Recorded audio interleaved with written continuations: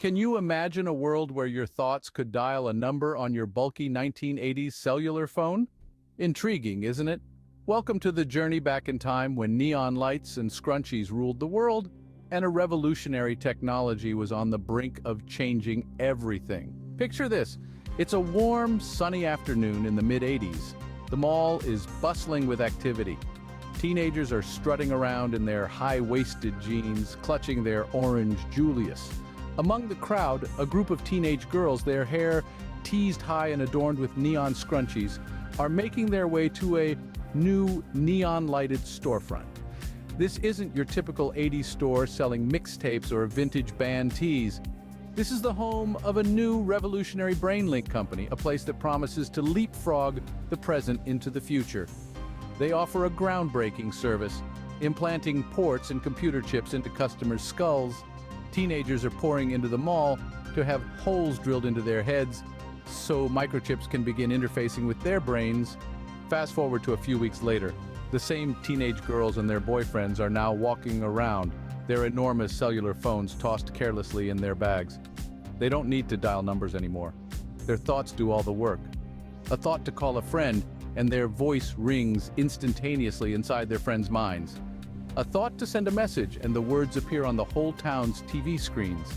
The Neuro-port chips have turned them into walking, talking telecommunication devices that are always connected to each other. It's like magic, but it's not at all. It's technology, a dark technology so advanced it's indistinguishable from evil. Fast forward again, this time to 1986. The neon lights and scrunchies are long gone, replaced by sleek designs and a cold minimalist aesthetic.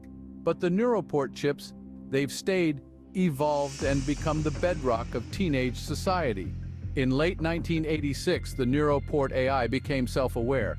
It formed into a sentient hive-mind operating the young people of America as its mindless drone army, and using one young man, Donald Connor, as its central queen core. In October of 1986, the Neuro-port AI sprung a surprise attack on Washington, D.C. using teenage drone slaves while simultaneously launching a nuclear strike on Seattle. Along with brave sacrifices from the U.S. Army, Dr. Strangelove, the inventor of the Neuro-port and the wealthiest man on Earth, was able to fight his way to Donnie Connor and shut down the system. But he was overcome by grief at the consequences of his invention and took his own life in the following months. The Neuro-port chips, once a symbol of progress and innovation, had given rise to a literal waking nightmare. By pushing the boundaries of what we thought was possible and changing the course of human history, humans almost ended history. The carnage of this episode left our nation with scars that it carries to this very day.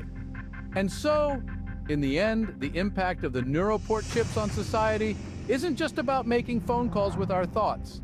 It's about the infinite horrors that technology is capable of unlocking, the futures we imagine, and the realities we come to face. This is the legacy of the neon-lit storefront from the 80s.